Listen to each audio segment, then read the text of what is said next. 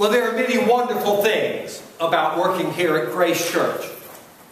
One of the unique things is that located here as we are, out in the countryside, I almost never see anyone who is coming to ask for financial help. Now that's unlike any of the urban parishes that I've worked in, where there is a continual stream of people. You give somebody a voucher for groceries or a small amount of petty cash one day, and you can count on seeing that person come back again and again.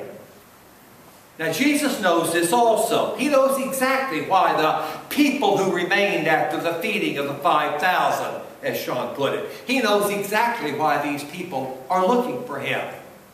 As Jesus said to them, you're looking for me not because you saw signs, but because you ate your fill. In other words, they come for their food voucher, right? Now, don't get me wrong.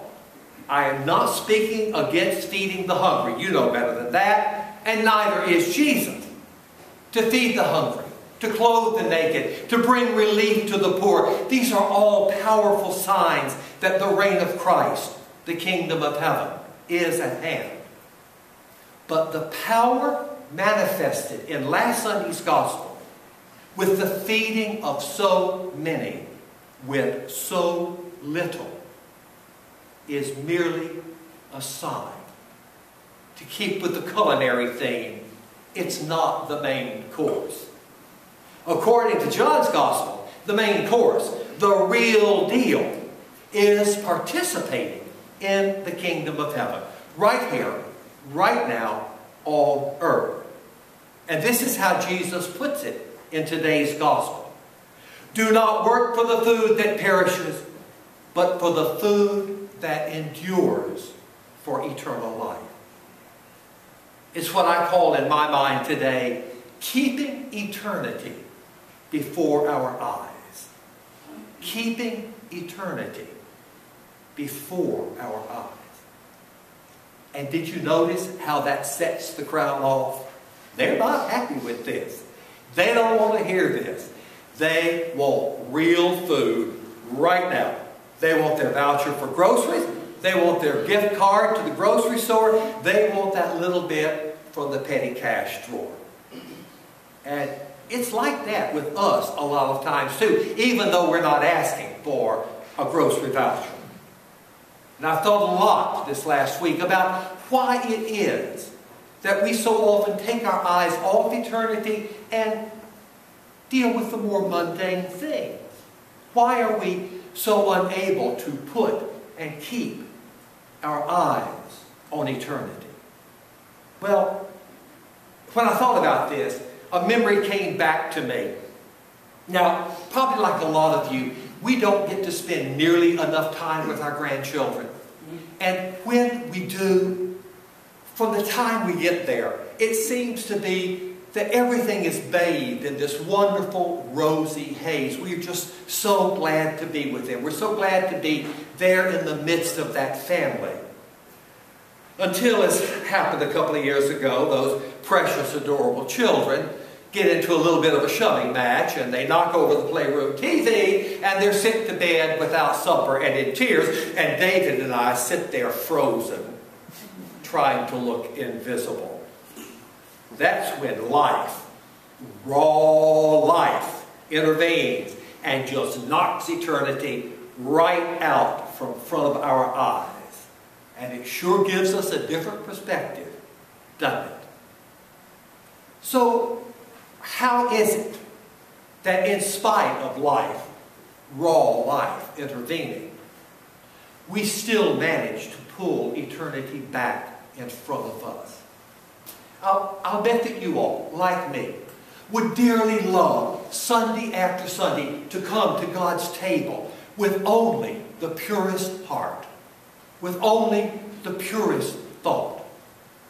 But life, raw life, intervenes.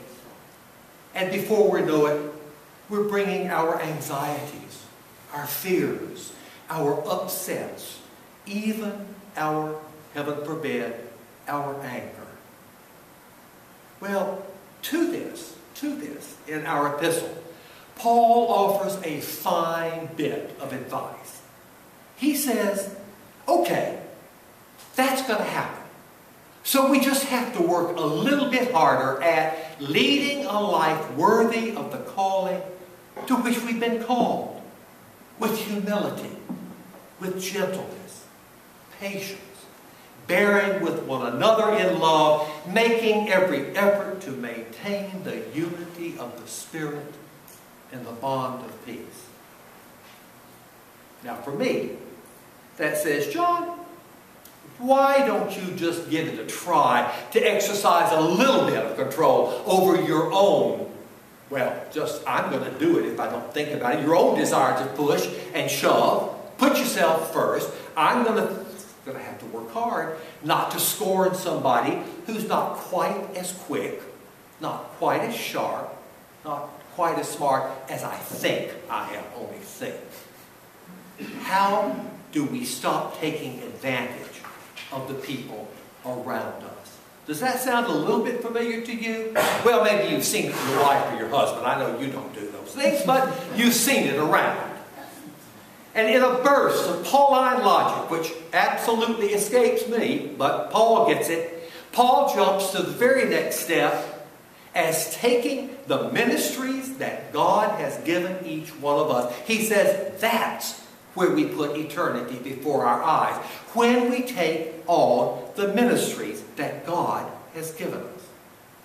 Well, if the connective tissue of logic is a little thin there, it still turns out that this is not bad advice.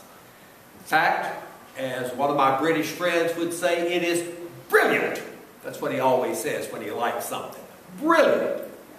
Because when we first remove ourselves from the human rat race of greed and arrogance and self-interest, and then when we, second, take a genuine interest in the well-being of all of God's children, all of the people put in our path, that's when we've arrived exactly where Jesus wants us to be, on the threshold of the kingdom of heaven. Even here, even now, even today. There, we know we do have the practical need to feed the hungry, as well as Jesus' command to keep eternity before our eyes while we're doing it. So maybe living with eternity before our eyes is not so much about those high, pure thoughts I would love to come to the communion table with. Maybe it's not about that. Maybe it's more about, as Paul would say, take on those ministries and do the everyday work God gives us to do.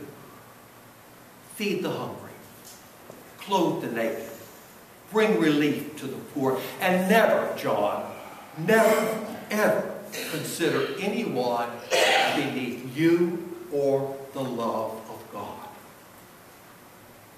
The people who followed Jesus so long ago were actually physically hungry. They'd left their homes, they'd left their jobs, they had not earned their daily wage to buy their daily bread. But Jesus said to them, I am the bread of life. Whoever comes to me will never be hungry, and whoever believes in me will never be thirsty. And yeah, we know the spiritual meaning of that, but these people were actually physically hungry. Is it just possible that what Jesus intends is for you and me, finding our perspective, finding our ministries, as Paul says, to be the means by which both their spiritual and their physical needs are met? And isn't that, even here, even now, the work of the kingdom of heaven? Taking care of our physical needs and keeping all eternity before our eyes. It is something we can do. It just takes a little thought, doesn't it? In the name of the Father, and the Son, and the Holy Spirit. Amen. Amen.